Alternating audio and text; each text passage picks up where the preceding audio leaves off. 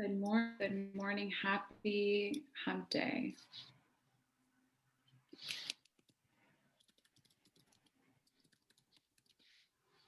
Okay, let's get started and we'll just let people come on in. Good morning, everyone. My name is Dr. Patty Motojo. I'm a licensed psychologist and also manager of our and staff assistance program. So I appreciate all of you here. We appreciate that you are taking care of yourselves and you're really making your well-being, your state of mind a priority. So today we'll be focusing on cultivating hope and possibility, finding light in the pandemic tunnel. It was made aware that we advised for a confidential group. I think it was in January last month, and there was so much interest and people said, I just couldn't commit to 6 weekly sessions. So this is the reason why we are bringing all of the material that we address, even more that we address in the group into this presentation. So I'm actually going to let my colleagues introduce themselves as well. So I'd like to take the turn now. Thank you. So hi, I'm Dr. Melissa Cordero. Thank you so much for being here. I'm also a licensed clinical psychologist at ASAP. Hi, everyone. Good morning. I'm Veronica Franco. I use she, her, ella pronouns, and I'm the practicum clinician here at ASAP. Yes, thank you, both of you. So just to start, many people persevere with the idea that hope is either or, believing that in order to have hope, all despair must be eliminated. There are times when you feel like all hope is diminished and that there you can find the light at the end of the tunnel. Through practice, patience, and hope-focused interventions, what we will address today, mental health providers like us can help to make hope visible, not only to ourselves, because this pandemic has shown us that we are not invisible to all of the pain that we've experienced, but also make hope visible to our clients, to employees on campus. The value positive hope can have on humans is well recognized and difficult to ignore. So with that said, let's get started. You see, this is our team. This is it. This is our team for our entire campus, faculty, staff, and postdoctoral scholars. We also provide services to eligible adult family members as well. A little bit about ASAP, and some of you may know, we provide short-term therapy. It covers personal and professional issues. We provide a lot of consultation services for supervisors managing a department issue or employee of concern issue. We also provide behavioral health services. So work with PD to collaborate and provide a workplace violence prevention quarterly training. So if you're interested, it's on the LMS. And also wellness programming. Last year really demonstrated that people really want these very large presentations. And we love to do because it reaches more people. So I encourage that if you are interested, this is no cost confidential service and it's a benefit to each employee, please contact us. Next slide. Let's start with normalizing the amount of stress that we are experiencing. If we can go to the previous thing. The American Psychological Association reported that in their survey, they found that people are reporting significantly higher levels of stress currently than we've ever seen in over a decade. Over a decade. Now you can look at this picture, this collage, and realize that this may stop our last 11, almost 12 months of this. But there is so much more to that. There's so much loss and pain that we've experienced, but my perspective and the team of our perspective is that we need to be able to use these opportunities to build resilience, to look for ways to find light in the pandemic tunnel, be intentional and prioritize our own mental health. Next, please.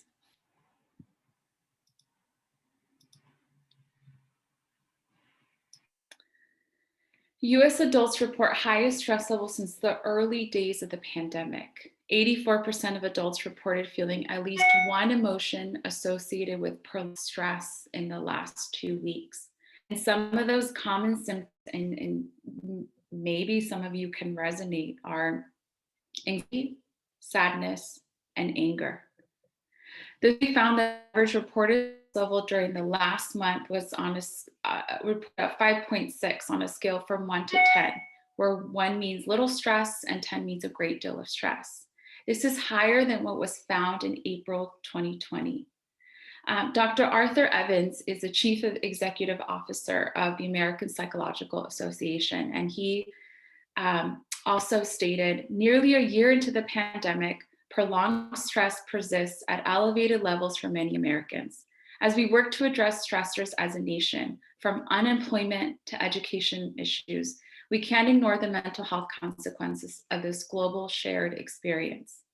Without addressing stress part of our national recovery plan, we will be dealing with the mental health fallout from this pandemic for years to come. Next slide, please.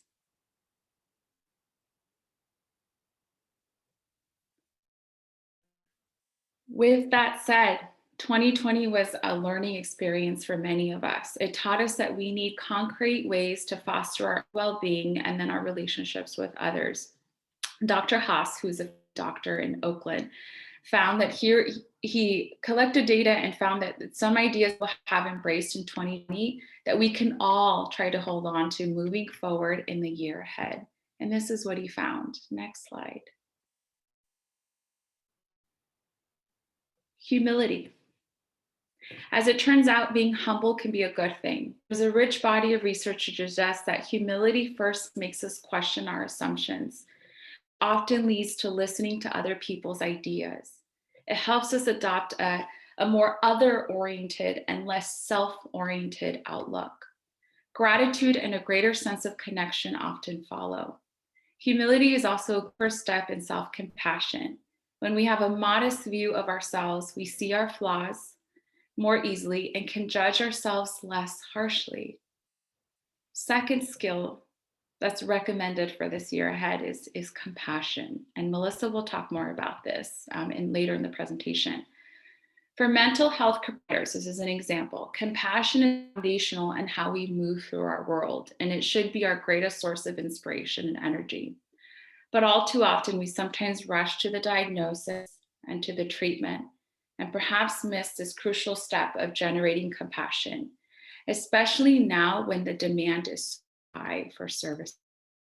Instead, we and others need to take a moment to open our heart and quiet our mind when we support others, that their stories will provoke compassion that will live in us. It will rejuvenate us in the moment and give us positive energy moving forward. The next skill is awe. Awe is the feeling we get in the presence of something vast or beautiful that challenges our understanding of the world. For many people on campus, travel was a way of avoiding burnout and rejuvenation. And what this past 11 months showed us was that that is no longer, or for many, that's not an option. And so interestingly enough, a study found that a group of seniors were invited to go on a brisk exercise walk, or a walk where they were told to move more slowly, but look carefully at their surroundings for wonder and for nature. Those on the awe walk reported a greater increase in positive emotions and social connection than those in the exercise group. So this can be done. And this is why you hear many of us saying, are you going outside? Are you body? Are you going on walks before, in the middle of the workday, during your lunch, or after the workday? It's so important for us to engage in this practice to really prioritize our mental health. The next big one is we saw many people struggling with this, and a decade of research confirms that a meaningful life, or a life well lived, has plenty of joy, but more importantly, involves a sense of purpose. Well, we're all a little joy deficient, perhaps, right now. 2020 made it up for that with opportunities to live with purpose. saw on campus that people started to question their path, their career path. For some people, they said, what if I pursue higher education? I've always wanted to get a master's or a doctoral degree.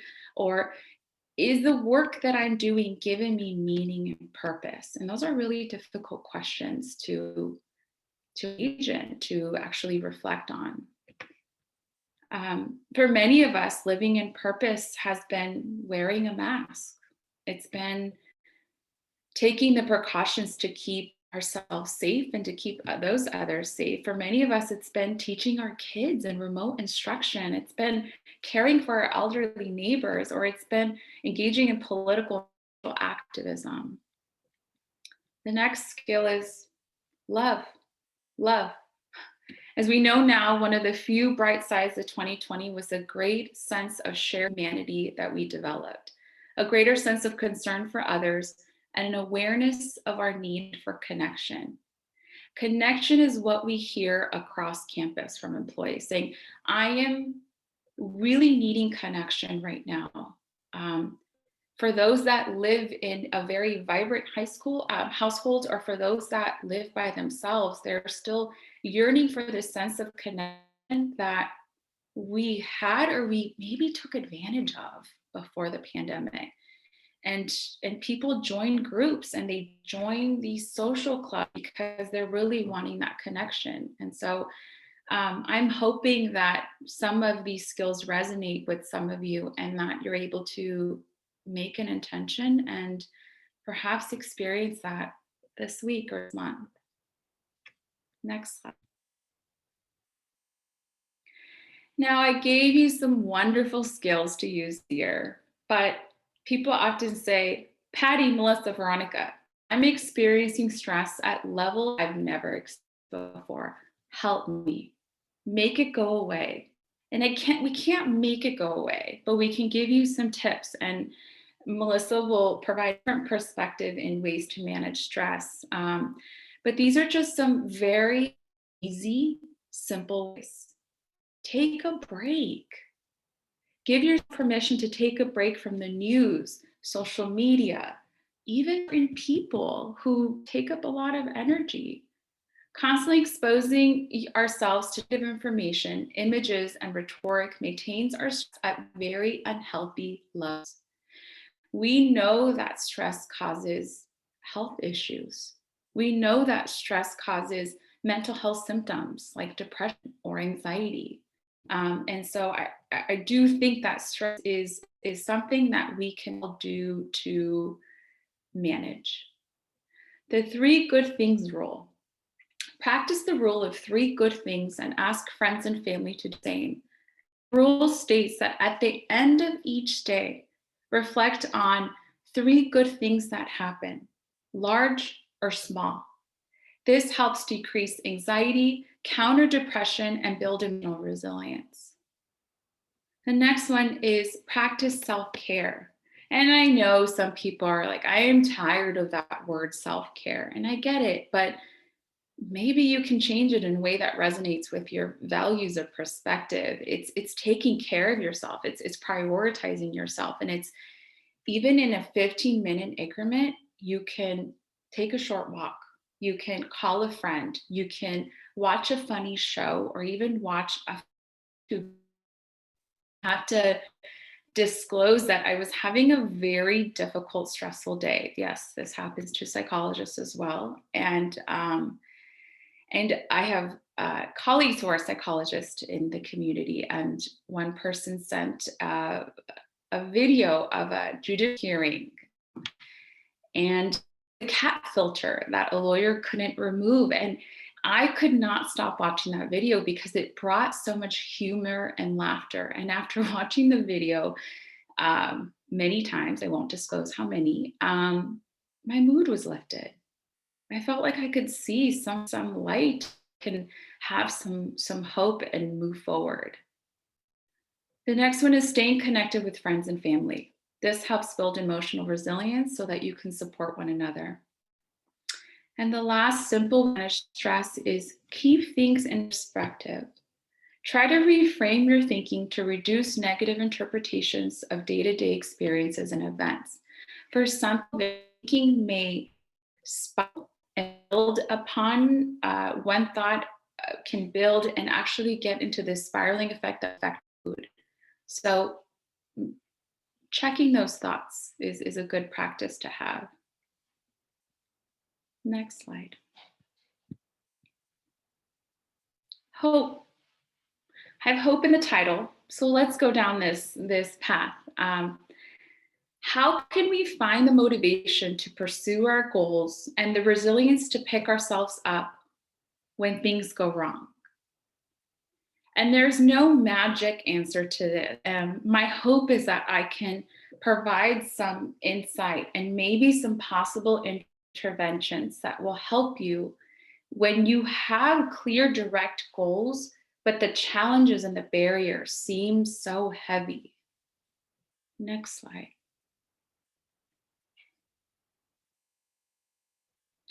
Hope is more than just a state of mind. It's an action-oriented strength. According to Dr. Snyder, he said that it is a snapshot of a person's current goal-directed thinking, highlighting the pursuit of goals and the expectation that those goals can be achieved. And he outlined 3 distinct components of hope. There's goals thinking, the clear idea, the clear thought that you have valuable goals, the conceptualization of valuable goals. Pathways thinking, the capacity to develop specific strategy to reach these goals. How will you get there? And agency thinking, the ability to initiate and sustain the motivation for using those strategies. Next slide. Now I'm going to ask all of you, let's engage in some of this. Let's practice. And I know that Veronica has posted or put some questions in the chat, and I definitely welcome conversation. I welcome for you to disclose any ideas that you may have, your perspective. And if doing that, if you'd like to also give Veronica a direct message and not have everyone see, or you want to remain anonymous, that's also an option. But I ask you is, what is one thing that you would love for your future? One thing. Future could be next week, it could be next month, it could be tomorrow. Plan and act. This is the pathways. What are the small actions you can take at this point that will start moving you closer towards this dream? And believing. Jotting down 3 short sentences that you can use to help remind you of your capability. This is the agency thinking. These are the moments, the sentences, these are the phrases that will motivate you to move forward. Put them where you will see them frequently. Next slide.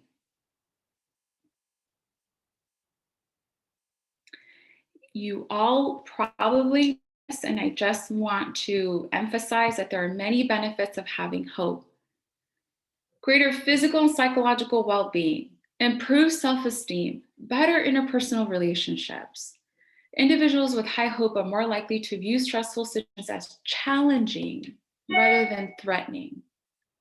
Hope can be perceived as a protective factor against the development of chronic anxiety. And I know many people have reported anxiety at levels that really affect their ability to function. Next slide. Hopeful individuals have greater control over how they will pursue their goals and are motivated to find multiple ways to succeed. Hope is positively related to overall life satisfaction, and hope motivates individuals to maintain their positive involvement in life. Positive involvement in life, regardless of any limitations imposed upon them. And let me tell you, we've experienced a lot of limitations in the last 11 months.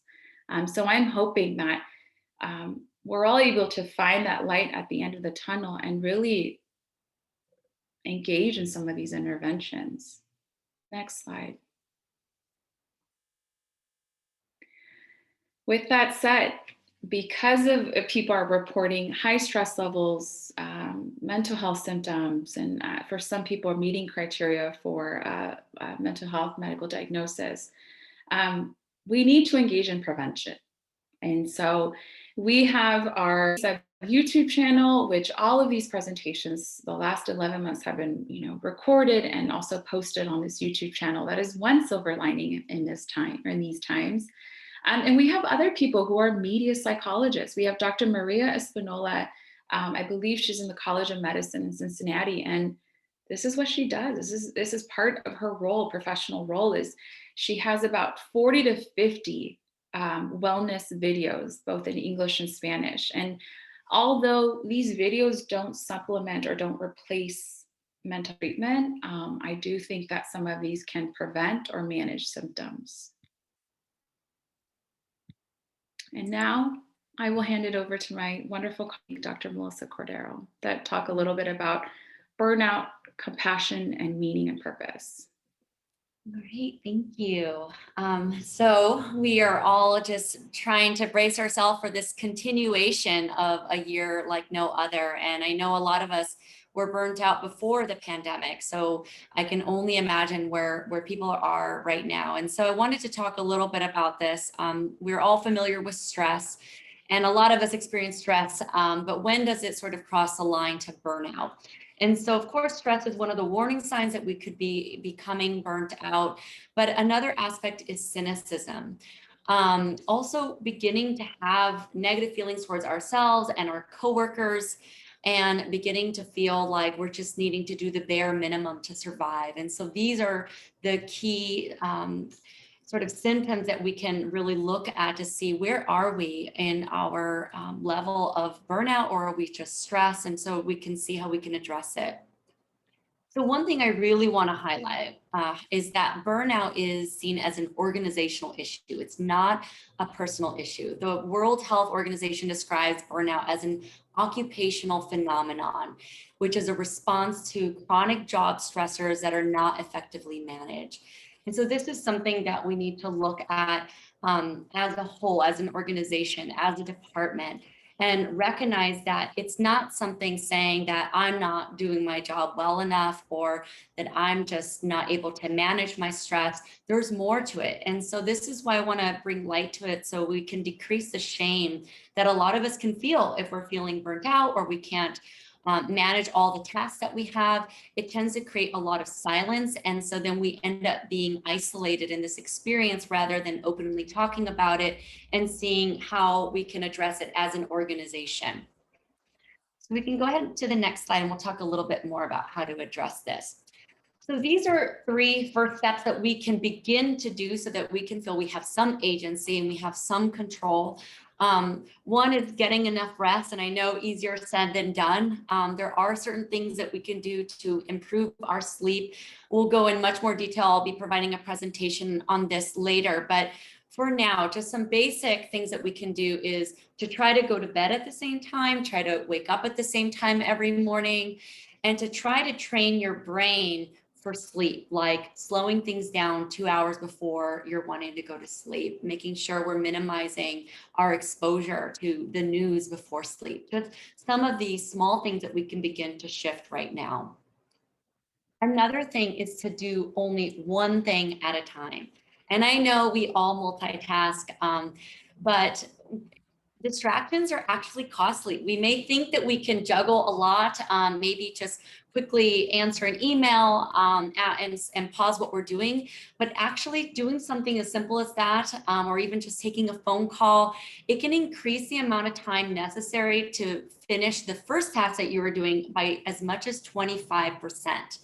So just to really recognize that beginning to multitask can really cost us a lot. And that if we can train ourselves to recognize when we're about to go and jump into the next thing and bring ourselves back to finish that one task, can be really helpful. The other thing is reducing the amount of junk stimulus that you need to deal with. And so I know we are all bombarded with many, many emails and alerts, and we can have Facebook alerts. And so if there's a way that we can just turn these off, turn off all the messaging that you get so that we're not consumed by it. It may seem quick that, oh, I'm going to just look at this. And then we just go down this spiral of social media. And so there are ways that we can put blocks on this so that we can really focus on focus our energy on what is helpful. Go ahead to the next slide. So another big element of this is more than just things that we can do individually, but actually as a collective. So really having to overcome the pressure to always do more. And this is a cultural shift that needs to happen. It's interwoven into our American culture that we always need to be doing more, that we always need to be busy, or else we're perceived as quote unquote lazy. So science has actually shown over and over again that an average person can only focus on work tasks for short periods of time. So the research actually shows that for one task, about 3 to 4 hours a day for that task is what is beneficial. So we want to be mindful of just how we're structuring our time throughout the day. If we have a project, can we block times to work on that project only with breaks in between, but that is our focus. That's going to help us work more efficiently. So we want to sort of start to question and challenge the idea of not producing enough and shift it to working less but more efficiently. And this is going to give us more time to really spend with our families or to reconnect with other aspects of ourselves that we really value. We want to really also promote this change by decreasing the amount of criticism that we either give to our colleagues or to ourselves for not being constantly productive, because we are actually working more efficiently in these other ways that actually leads us to being not only more efficient, but also more motivated. We're going to have more energy. We're going to be more mentally well. And so that's going to overall just build this work-life balance. Next slide, please. So Dr. Mosslock is a psychologist up at UC Berkeley, and she does research on burnout. So these are some key elements that she has identified in her research that is helpful towards creating a positive work experience and decreasing burnout. So one is values. So asking ourselves, is the work that we're doing still meaningful? Is there a values conflict? Maybe what we used to enjoy or value about it, we're not doing anymore. And so we're going to be talking about this a little bit more in depth later. The other is community. So creating workplace community and creating an environment that is trusting, that we can communicate about some of the struggles that we're dealing with. Again, we're wanting to unsilence this idea of burnout and not feel that shame and isolation. Another one is having some individual control and asking ourselves, is there space to innovate in my duties? Is there space to innovate in my schedule and how I approach things? Having a sense of individual control at our work really increases our experience and it allows it to be much more positive. Also, reward. It's so important for us to feel recognized, to have positive feedback from our colleagues, from our upper management. This is what motivates us. This is what helps us feel like this is still meaningful work. There's someone recognizing what I'm doing. And fairness, asking ourselves, like, are we getting equal opportunity? Are there equal opportunities for promotions, or are we being treated equally? So these are things that are really important for managers and upper levels of management to be aware of just how are we able to create more fairness at the workplace? How are we able to recognize our colleagues for what they're doing? And then the other is workload. So I know that many of us are experiencing way too many demands with very few resources. And this has increased with a lot of the job freezes. And we have to look at what can we change? What are the things that we can do about this that is in our control? And I'll talk about this a little bit. I know we can't resolve it all in a presentation, but we'll be talking about some skills to manage that. Next slide, please. Okay. So building cohesion through community. So within our departments, we can create voluntary spaces for honest and open discussion. And this can be done between colleagues. I know all our departments are different within size and all of that. So we can look and just see what fits for us. But looking at how can we just begin to facilitate these discussions. Maybe we create small groups, or we create work-life balance committees so that this can be a topic that is discussed, and we share maybe ideas of things that are working or maybe things that aren't working and how we can address those together. Another idea, because we all process things differently, is maybe it's confidential dyads. Maybe it's just you and another colleague, and different dyads are created in the department where you get to openly talk about some of your struggles in a confidential space and share how are you addressing this. Encourage each other to practice self-care, to create a life that's a little bit more meaningful. Next slide. So this is a great way for us to involve management. We want to open up the conversation so that we can collaboratively come up with a resolution. Breaking down what are the small problems, what are the larger problems, what can we actually do something about? Maybe choosing 5 things that actually seem approachable and then breaking them down and seeing which ones can we actually change. And then out of that, just choosing one to start off with, something that we know is possible, that we can do something about and commit to it. And look to see what is the possible solution here. And as soon as we address this one problem, it's going to increase hope, and it's going to make us feel like it's actually possible for us to begin to address the other issues that we're dealing with. Next slide. So this next part of the presentation is going to be talking about how do we find meaning, purpose, and how can we embrace compassion. So this is a quote by Mitch Albom. The way you get meaning into your life is to devote yourself to loving others, devote yourself to your community around you, and devote yourself to creating something that gives you purpose and meaning. Next. This other quote is my mantra that I live by this constantly, to reconnect to meaning into my life and to check in and see what's working, what isn't. So this quote is, pay attention to whom and what your energy increases and decreases around, because that is the universe giving you a hint of who or what you should embrace or stray from. So this is a really powerful quote, I believe, to really help us focus on our day when we're doing certain tasks, when we're around certain people. How is this impacting us? Because that is shifting how we're living our life. And if there's something we need to change in order to make our life more meaningful or more full, we want to begin to reevaluate. So this next slide is about reconnecting to meaning. To see what is it that gives your work meaning and purpose. So one really common one is feeling like maybe you're making a difference. So looking just for an example at this answer, it could be, are you still feeling like you're making a difference? What were the aspects of your job that were making you feel like you were making a difference? And if you've disconnected from that, how can we change some of our daily duties to re-invite this? What can we add?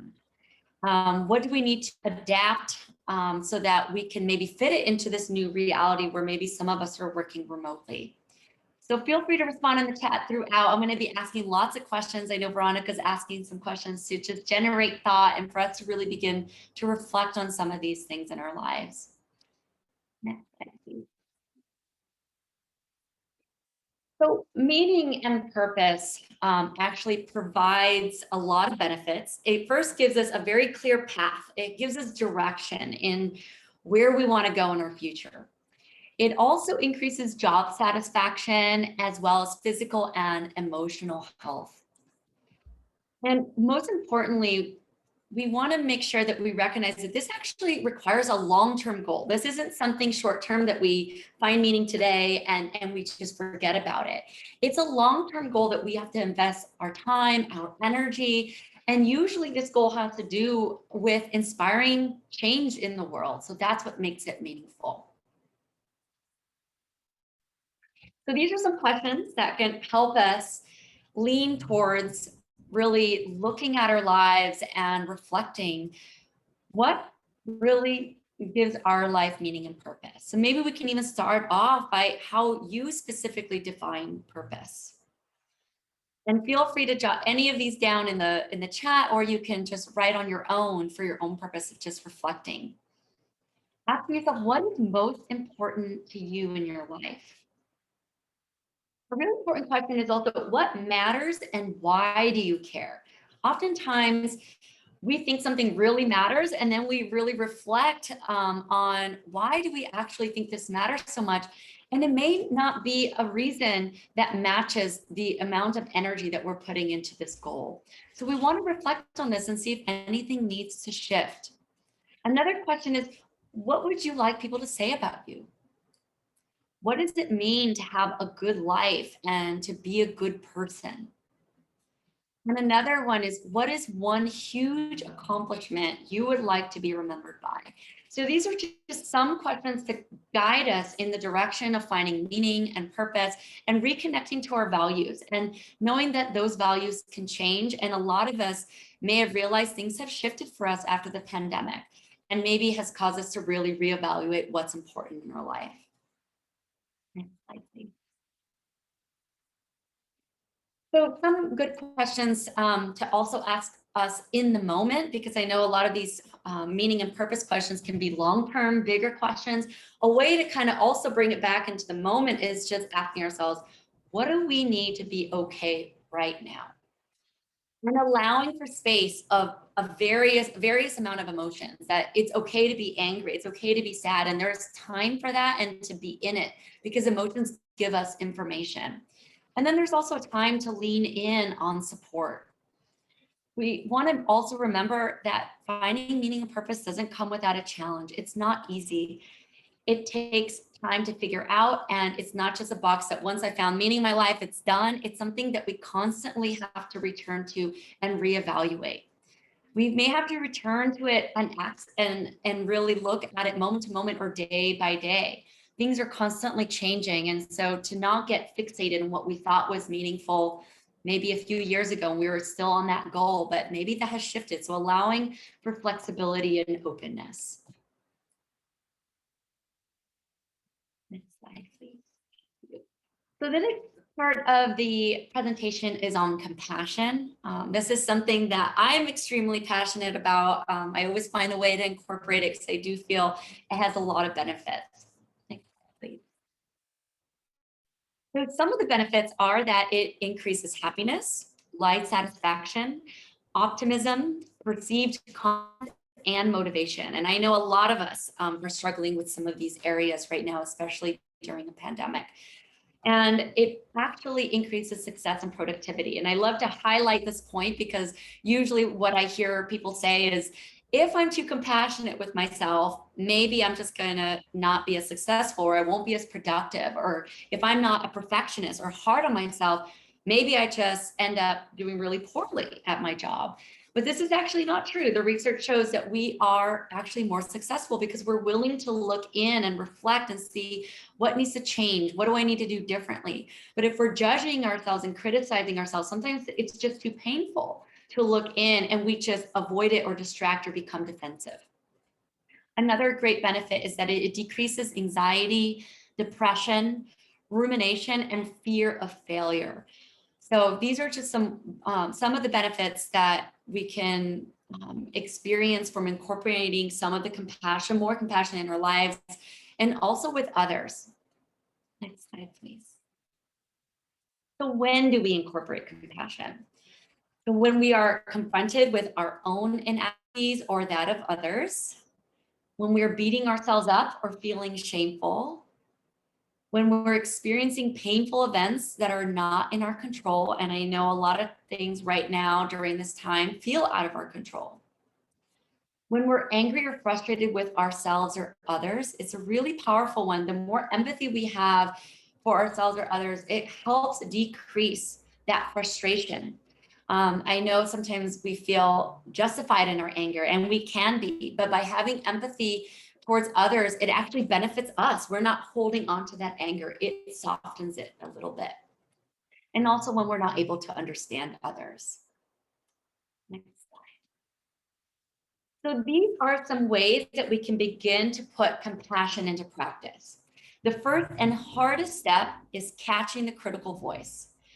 We are so used to maybe being perfectionists, and catching ourselves can sometimes be the hardest piece. And we want to begin to observe when we are having that voice that is judgmental, and replace it with something compassionate, something as small as, may I be kind to myself as I realize I made a mistake, or may I be kind to myself as I realize I'm struggling right now. There's also gestures that you can do just by placing your hand on your heart. This actually sends messages to our brain of compassion. So something as simple as that. There's also journaling that we can do that can be helpful. And you can just reflect on how you would treat a friend going through the same issue. And how would things change if you were to treat yourself in the same way? How is your action tied to the common human experience of being imperfect? Compassionate letters is another wonderful practice. Veronica is going to be putting a handout in the chat. So it's a great exercise you can practice on your own. You can write these compassionate letters for yourself or others. And it's just a great way for you to take a moment, come outside of yourself and observe the situation from a place of compassion, and writing yourself a letter based on empathy and kindness, and slowly shifting that narrative. So everyone will get a copy of this PowerPoint, and this PowerPoint has a hyperlink to some more practices. So it has a link to some self-compassion meditations. It has a link to some of the journaling exercises. And so if you want to practice now, we can go ahead and practice just for a minute or so of just what this might be like to express more compassion. So you can feel free to have your eyes open or closed during this exercise. You can just feel settled in your seat and take a moment to connect to your heart. And think about someone that you really care about, someone that you have only positive feelings towards. And think about a time when they were struggling, and the desire to want to relieve that pain and suffering that they were going through. Really tuning in to that compassion. And if you feel comfortable, you can mentally say, may you be safe. May you be peaceful. May you be healthy. May you live with as much ease as possible. May you be safe. May you be peaceful. May you be healthy. May you live with as much ease as possible. And now taking a few moments and including yourself.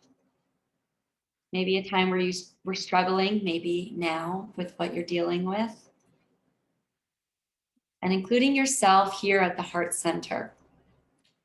If this is difficult for you, you can also imagine like the child version of yourself, something that's a little bit easier to express compassion towards.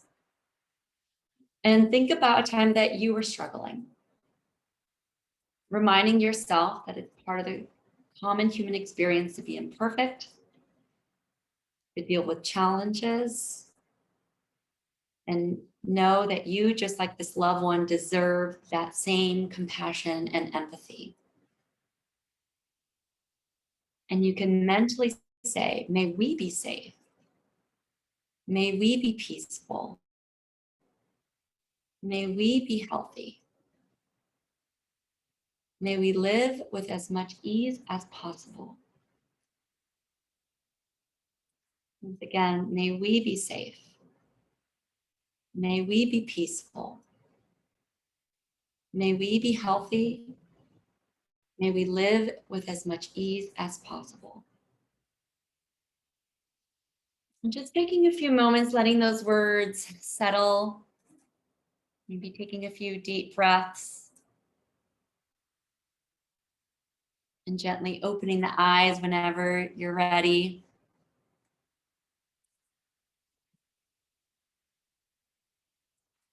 And we want to open it up to any questions people may have.